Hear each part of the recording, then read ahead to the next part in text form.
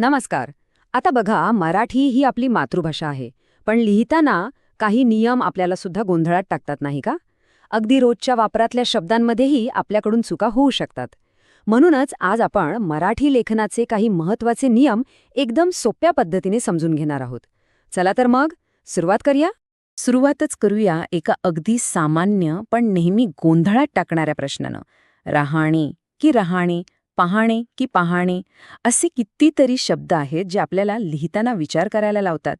आज आपण या सगळ्या गोंधळावर एक स्पष्ट उत्तर शोधणार आहोत. चला तर मग आपल्या पहिल्या विभागात येऊया. इथे आपण असे काही शब्द बघणार आहोत जे आपण रोज वापरतो, पण लिहिताना हमखास चुकण्याची शक्यता असते. इथे बघा, योग्य आणि अयोग्य शब्दलेखन किती स्पष्टपणे दिसतंय. बरोबर रूप आहे राहणे, पाहणे आणि वाहणे. पण असं का? यामागे एक छोटासा नियम आहे. चला तो समजून घेऊया. तर सगळ्यात महत्त्वाचा मुद्दा हा आहे की या शब्दांमध्ये हचा उच्चार पहिल्या अक्षरासोबत होतो. म्हणून राहणे, पाहणे असं लेखन योग्य मानलं जातं. पण एक गंमत आहे.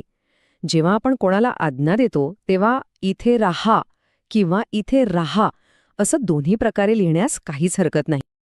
आता आणखी एक सामान्य शब्दांची जोडी पाहूया. आपण बोलताना अनेकदा कोणचा किंवा एखादा असं म्हणून जातो, पण लिहिताना मात्र याचं प्रमाणित रूप थोडंसं वेगळं आहे. नियम अगदी सरळ आणि स्पष्ट आहे. लेखनासाठी कोणता आणि एखादा हेच शब्द अधिकृत आणि योग्य मानले जातात. त्यामुळे पुढच्या वेळी लिहिताना हा नियम नक्की लक्षात ठेवायला हवा. चला आता या विभागातले शेवटचे काही छोटे पण महत्त्वाचे नियम पटकन बघून घेऊ. पहिला म्हणजे इत्यादी आणि ही या शब्दांमधलं शेवटचं अक्षर नेहमी दीर्घ लिहावं. आणि दुसरा, अन हा शब्द लिहिताना त्याचा पाय मोडलेला असावा, म्हणजे तो व्यंजनांत असतो.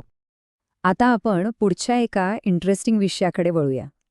मराठीमध्ये द्विरुक्त किंवा ज्याला आपण पुनरुक्त शब्द म्हणतो, त्यांच्यासाठी एक खास नियम आहे आणि तो त्यांच्या उच्चारावर आणि अर्थावर अवलंबून असतो. चला पाहूया हे नियम नक्की आहेत तरी काय. या नियमाचा मूळ गाभा असा आहे की सगळेच द्विरुक्त शब्द एकाच पद्धतीने लिहिले जात नाहीत. काही शब्दांमध्ये स्वर दीर्घ असतो तर काही शब्दांमध्ये तो ऱ्हस्व असतो. आणि हे उदाहरण बघा, यातून हा नियम एकदम स्पष्ट होतो. जेव्हा शब्दांच्या पुनरावृत्तीला एक विशिष्ट अर्थ असतो, जसं की हळूहळू किंवा खरीखरी, तेव्हा दुसरा आणि चौथा स्वर दीर्घ असतो. पण जेव्हा शब्द फक्त एखादा आवाज किंवा ध्वनी दाखवतात, जसं दुडूदुडू किंवा रणझुणू, तेव्हा स्वर ऱ्हस्व असतात. किती सुंदर आणि तार्किक नियम आहे, नाही का? या विभागात आपण त्या व्याकरणाच्या नियमांवर लक्ष केंद्रित करणार आहोत, जे ठरवतात की शब्द आणि त्यांना लागणारे प्रत्यय एकमेकांना कसे जोडले जातात. हा तर एक अतिशय सोपा आणि सरळ नियम आहे. कोणत्याही गावाच्या किंवा शहराच्या नावाच्या शेवटी जर पूर येत असेल तर त्यामधला पू नेहमी दीर्घच लिहायचा. उदाहरणार्थ नागपूर, सोलापूर. अगदी सोपं आहे. आता नियम 12 पाहूया. इथे गमतीशीर बदल होतो. करणे या शब्दाला प्रत्यय लावताना तो करणेसाठी असा होत नाही, तर तो करण्यासाठी होतो.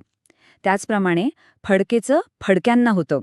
म्हणजे गंमत अशी की एचा या झालेला दिसतोय. मागच्या उदाहरणामागचं व्याकरण एक तत्व हेच आहे. ज्या नामांचा शेवट एने होतो, म्हणजे जी एकारांत नामं आहेत, त्यांना प्रत्यय लावण्याआधी त्यांचं सामान्य रूप याने शेवट होणारं म्हणजे याकारांत होतं. हा नियम 13 तर खूपच व्यावहारिक आहे.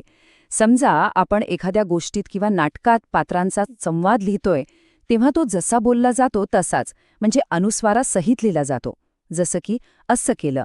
पण जेव्हा आपण औपचारिक किंवा वर्णनात्मक लेखन करतो तेव्हा मात्र असे केले असं प्रमाणित रूप वापरायचं असतं. चला आता आपण संस्कृत आणि इंग्रजीसारख्या इतर भाषांमधनं मराठीत आलेल्या शब्दांबद्दलच्या प्रमाणित नियमांवर थोडी चर्चा करूया. विद्वान, कदाचित असे कितीतरी संस्कृत शब्द आपण मराठीत अगदी सहजपणे वापरतो. नियम 14 आपल्याला सांगतो की मराठीत लिहिताना या शब्दांच्या शेवटच्या अक्षराचा पाय मोडायचा नाही, म्हणजे ते पूर्ण उच्चारायचे आहेत. व्याकरणात याला अकारांत म्हणतात. तर मग हे शब्द मराठीत कसे दिसतात? विद्वानचं होतं विद्वान आणि कदाचितचं होतं कदाचित. हेच सोपं रूप प्रमाणित मराठी लेखनामध्ये वापरलं जातं. आता इंग्रजी शब्दांबद्दल बोलूया. इथला नियम सोपा आहे आणि त्याचे 2 भाग आहेत. पहिला भाग, हे शब्द जसे उच्चारले जातात तसेच्या तसे लिहावेत. आणि दुसरा भाग, MA किंवा PhD सारख्या पदव्या लिहिताना अक्षरांचा पाय मोडू नये. इथे बघा, दोन्ही नियमांचे उदाहरणं आहेत. ब्रिटिश आणि हाऊस हे शब्द उच्चाराप्रमाणे लिहिलेले आहेत, तर दुसरीकडे MA आणि PhD या पदव्यांमध्ये शेवटच्या अक्षराचा पाय मोडलेला नाही. आता आपण आपल्या शेवटच्या आणि जरा जास्त सूक्ष्म अशा विभागात आलो आहोत, जिथे आपण हे पाहणार आहोत की हे आधुनिक नियम कधी आणि कुठे लागू होत नाहीत. हा नियम 15 मधला ऐतिहासिक संदर्भ स्पष्ट करतो.